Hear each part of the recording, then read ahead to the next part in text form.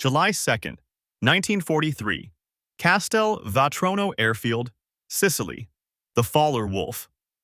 190's pilot never saw the P-40 Warhawk diving from above until machine gun fire tore through his fuselage, sending his aircraft spiraling toward the Sicilian countryside below.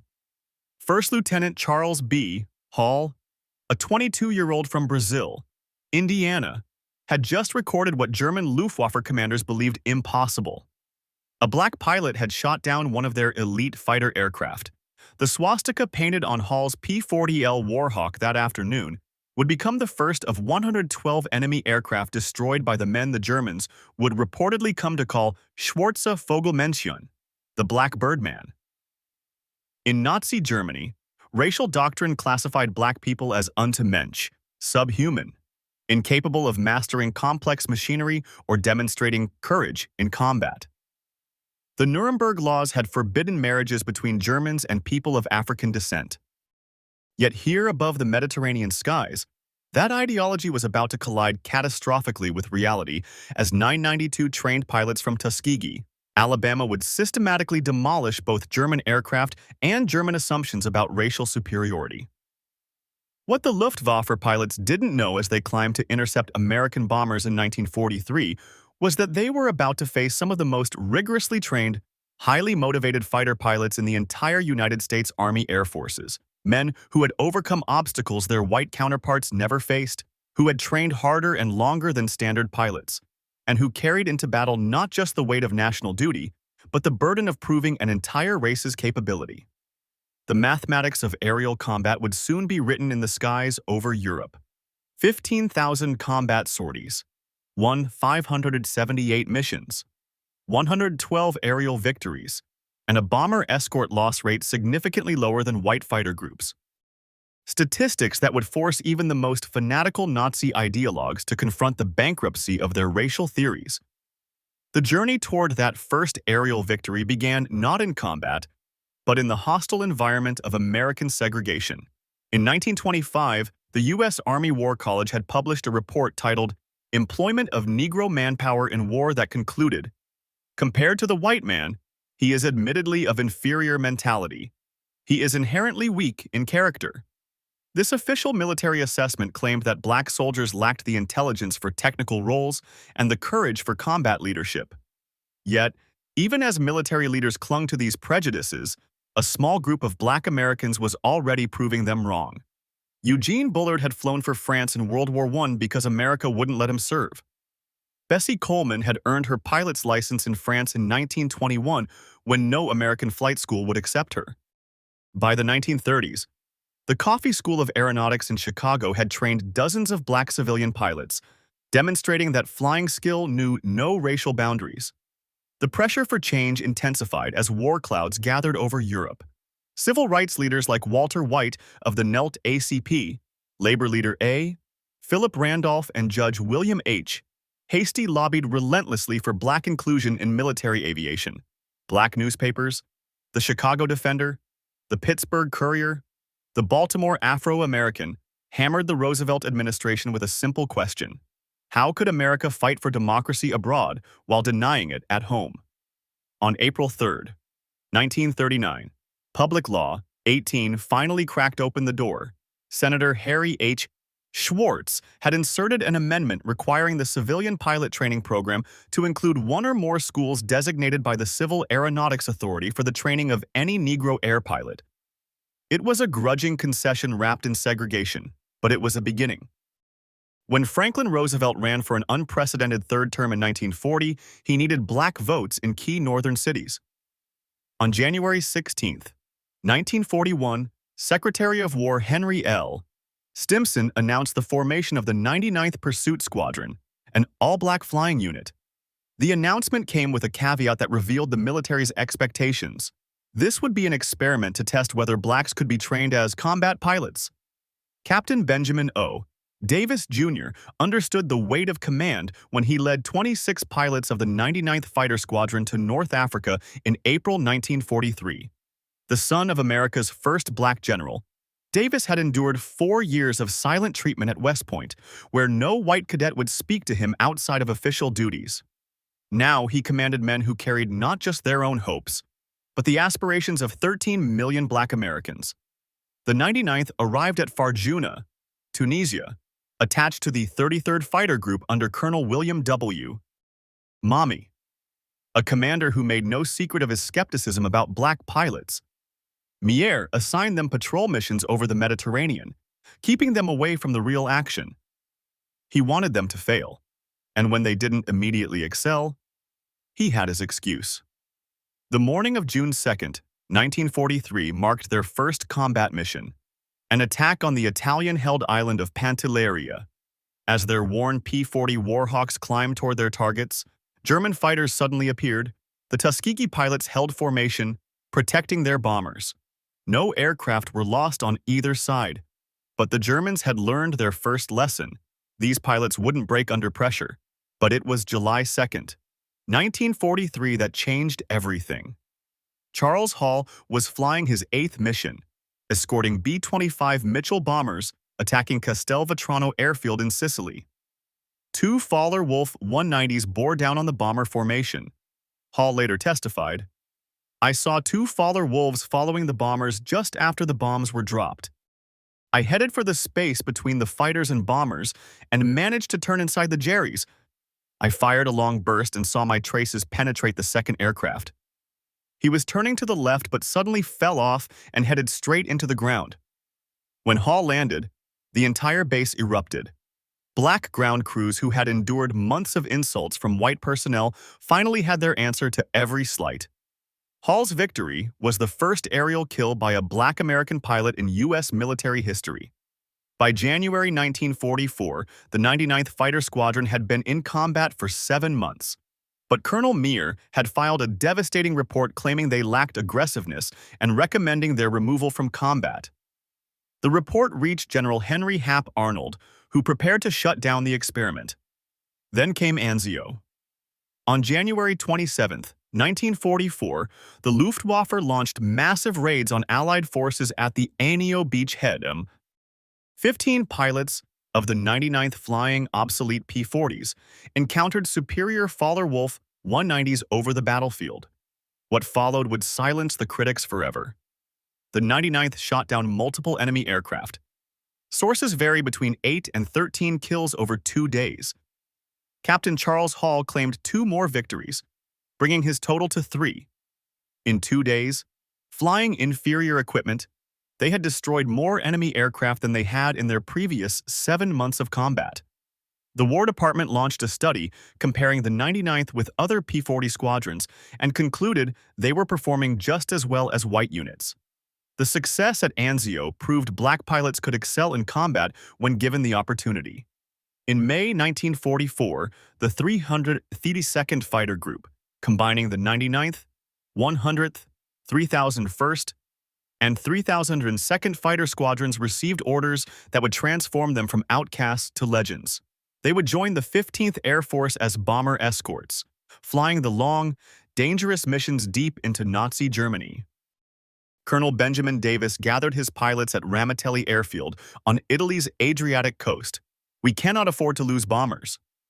He told them, "Our job is not to be aces. Our job is to bring those bombers home."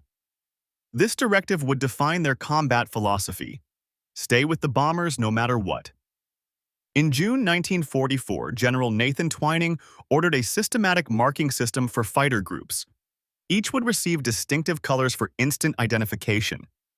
The 332nd was assigned red, not just red noses or red bands, but entire tail sections painted crimson. The P-51 Mustangs with their red tails, red propeller spinners, and red nose bands became instantly recognizable. The first bomber crews to receive red tail escorts didn't know their protectors were black. They only knew that these fighters stayed close, never abandoning them for easy kills. Word spread through the bomber groups. Request the red tails if you can get them. July 18th, 1944 would test the red tails like never before. Colonel Davis led 66 Mustangs to rendezvous with bombers targeting the Luftwaffe base at Memming, Germany. The bombers were late. Davis made a crucial decision: orbit in enemy territory rather than return to base. When the bombers finally appeared, so did the Luftwaffe, approximately 100 German fighters attacking from multiple directions. The Germans had learned that overwhelming numbers might break the Red Tail's protective screen. Despite fierce defense by the 332nd, who claimed 11 to 12 victories, 15 B-17 fell to enemy fighters in 20 minutes of savage combat. The 332nd lost 3 pilots, Lieutenants Robert Hutton, Wellington Irving, and Alfred Brown. Critics claimed the high bomber losses proved black pilots couldn't handle major battles, but operational analysis revealed the truth. The 332nd had arrived at an impossible situation with massive German forces already engaging the bombers. They had prevented complete disaster. By March 1945, the Luftwaffe's conventional fighters could barely challenge Allied air supremacy. But Germany had one last card. The Messerschmitt I-62, the world's first operational jet fighter.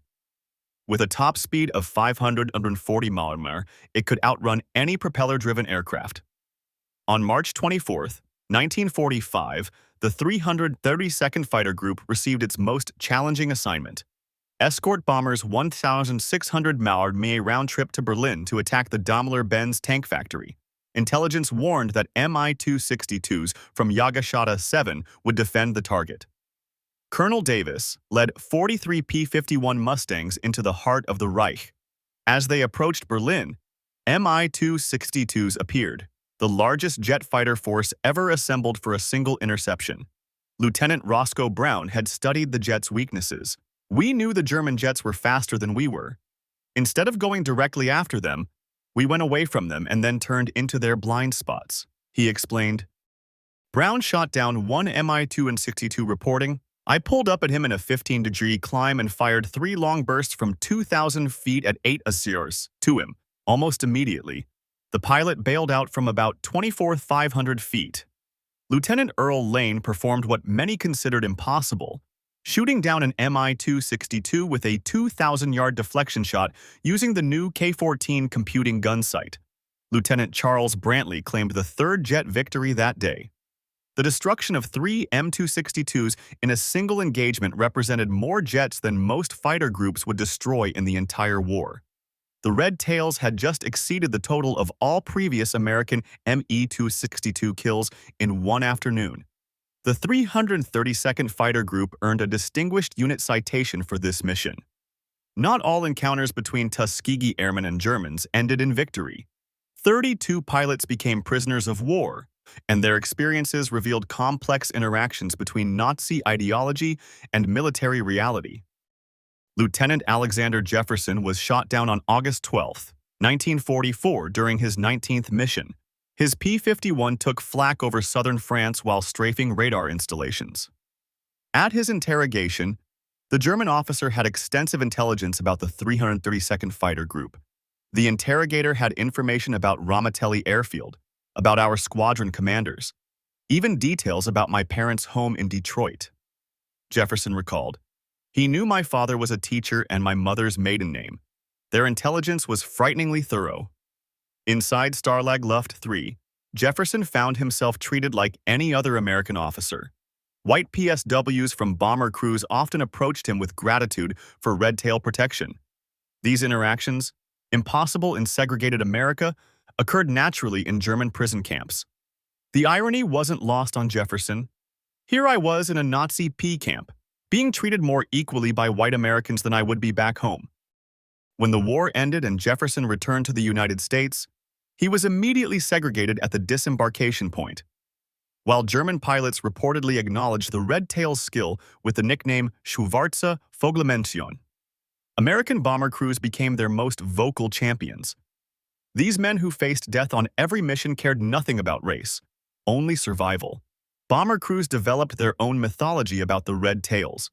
Stories spread about their distinctive flying style, the way they waggled their wings in greeting, their tight formations, their refusal to abandon damaged bombers. Red Tail Angels became the bomber crew's name for them. The statistics supported the bomber crew's preferences. Research by Air Force historian Dr. Daniel Holman revealed that bombers under 332nd Fighter Group Escort lost only 27 aircraft to enemy fighters compared to an average of 46 for other P-51 groups of the 15th Air Force. This superior protection rate occurred despite the Red Tails flying some of the longest and most dangerous missions of the war. By war's end, the Tuskegee Airmen had compiled a combat record that demolished every pre-war assumption about black military capability. Combat operations: 578 combat missions flown, 15,000-plus individual sorties completed, 179 bomber escort missions, 311 missions for the 15th Air Force. Enemy aircraft destroyed: 112 enemy aircraft destroyed in aerial combat, 150 enemy aircraft destroyed on the ground. 3 Tu-62 jet fighters shot down on March 24, 1945. Ground targets destroyed 950 rail cars, trucks, and motor vehicles, 254 locomotive engines. TA-22, former Italian destroyer Giuseppe Missouri, damaged beyond repair on June 25, 1944. Protection record: 27 bombers lost to enemy fighters versus 46 average for other groups. Superior protection rate maintained across 179 escort missions. Individual achievements: Lee Archer. 4 confirmed victories. Joseph Elbury. 4 victories, including 3 FW-19s on July 12, 1944. Edward Toppins. 4 victories. Clarence Leicester. 3 kills in 1 mission. July 18, 1944. Decorations earned: 96 Distinguished Flying Crosses, 332nd Fighter Group pilots, 744 Air Medals, 14 Bronze Stars, 8 Purple Hearts, 3 Distinguished Unit Citations for the 99th Fighter Squadron, 1 Distinguished Unit Citation for the 332nd Fighter Group. Human cost: 86 pilots killed in action, 32 pilots captured as prisoners of war, 84 killed in training and non-combat missions. The transformation from mockery to respect wasn't just about courage. It reflected superior American training methods and technological advantages the Red Tails wielded with precision. At Tuskegee, pilots flew more hours than their white counterparts, 300 compared to 200 for white pilots. They practiced formation flying obsessively, knowing that in combat discipline would be their edge. The washout rate at Tuskegee was 60% compared to 40% for white cadetses. Only the very best survived the program, creating what Colonel Noel Parrish, Tuskegee commander, called a super-selected group. The progression through aircraft types told its own story. The 99th began with hand-me-down P-40 Warhawks, already obsolete when they arrived in North Africa. These liquid-cooled Allison engine fighters were inferior to German Bf-19s and FW-19s in almost every performance metric. Yet the Tuskegee pilots used the P-40's superior turning ability and rugged construction to hold their own. The arrival of P-51 Mustangs in July 1944 transformed the Red Tails into equals of any fighter unit in the war. The North American P-51D Mustang represented American industrial perfection. Its Packard-built Merlin engine gave it a top speed of 437 mph. Its 650 caliber machine guns could destroy any aircraft. Most importantly, its range, over 1,600 manmars with drop tanks, allowed it to escort bombers anywhere in the Reich. Behind every pilot who shot down a German aircraft stood dozens of support personnel, mechanics, armorers, crew chiefs who kept the Red Tails flying. Of the approximately 16,000 Tuskegee Airmen who served, fewer than 1,000 were pilots. The rest were the unsung heroes who made victory possible. The ground crews worked miracles with limited resources. Ramitelli Airfield in Italy was primitive compared to other American bases. Spare parts were scarce, with the 332nd often last in line for supplies. Yet, their aircraft availability rate, the percentage of planes ready for combat, equaled or exceeded that of white units. These ground crews also faced combat. German raids on Ramitelli were rare but deadly. On March 24, 1944, a German bombing raid killed several support personnel. The men continued working through the attack, pulling aircraft away from burning fuel dumps, The strategic bombing campaign over Europe provided the ultimate testing ground for the Tuskegee Airmen. Each B-17 Flying Fortress cost $238,000 and carried 10 highly trained crew members. The loss of a single bomber represented a strategic setback that rippled through the entire war effort. This is why bomber protection mattered more than aerial victories. Colonel Davis understood this when he ordered his pilots to resist the temptation to chase German fighters. "Anyone can shoot down a fighter if they abandon their post," he said. "It takes discipline to stay with the bombers when the enemy is running." The Red Tails' escort tactics evolved through experience. They developed a three-layer defense. Close escort weaving directly above the bombers, medium escort positioned to intercept incoming fighters, and high escort watching for diving attacks. This system required precise coordination and absolute discipline. The Tuskegee Airmen fought two wars simultaneously against fascism abroad and racism at home. Their combat record challenged both Nazi racial ideology and American segregation, proving that excellence in aerial combat transcended racial categorization. While the Tuskegee Airmen fought Germans abroad, they battled prejudice at home. Their victories over the Luftwaffe made headlines in black newspapers, but were often minimized or ignored by the mainstream press. The Pittsburgh Courier's Double V campaign, victory against fascism abroad and racism at home, used the Tuskegee Airmen as prime examples. The contrast with German awareness was stark. By 1945, the Luftwaffe reportedly knew exactly who flew the red-tailed Mustangs, calling them Schwarze Vogelmenschen. Meanwhile, many white Americans didn't know black pilots existed. This ignorance was deliberate. The War Department rarely publicized the Tuskegee Airmen's successes. Victory in Europe brought not celebration, but uncertainty for the Tuskegee Airmen. While white units prepared for victory parades, the 332nd faced questions about their future. The Army Air Forces planned to maintain segregation despite combat evidence of its absurdity. For decades after World War II, the achievements of the Tuskegee Airmen remained largely unknown to mainstream America. Individual pilots struggled with this erasure. Lee Archer, with his 4 victories, worked as an executive but rarely spoke about his war record. "Nobody believed me anyway," he said. "A black fighter pilot must be lying." In 1948, President Harry Truman signed Executive Order 9981, integrating the U.S. military, a decision influenced by the Tuskegee Airmen's combat performance. Benjamin Davis, who had led the Red Tails over Berlin, became the Air Force's first black general in 1954. Recognition came slowly. In 2007, President George W. Bush awarded the Congressional Gold Medal to the Tuskegee Airmen. Only 300 of the original pilots survived to attend. Many had waited over 60 years for national recognition. The transformation from mockery to respect wasn't mythology, but documented fact. The numbers remain irrefutable.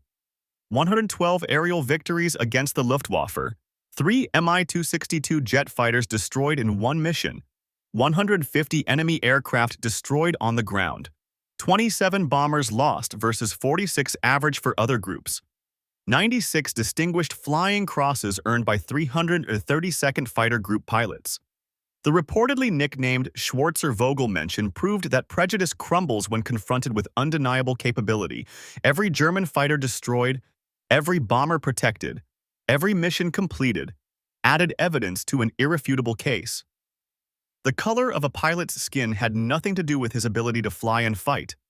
Roscoe Brown, who shot down a German jet over Berlin, summarized their achievement. "We didn't just fight the Germans, we fought ignorance, prejudice, and hatred, and we won all 3 battles." The Tuskegee Airmen hadn't just won battles, they had changed history.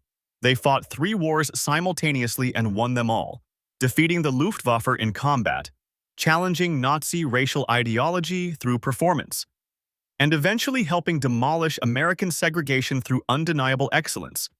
When given the opportunity, the Tuskegee Airmen soared, transforming mockery into respect, prejudice into acceptance, and enemies into witnesses of their extraordinary achievement.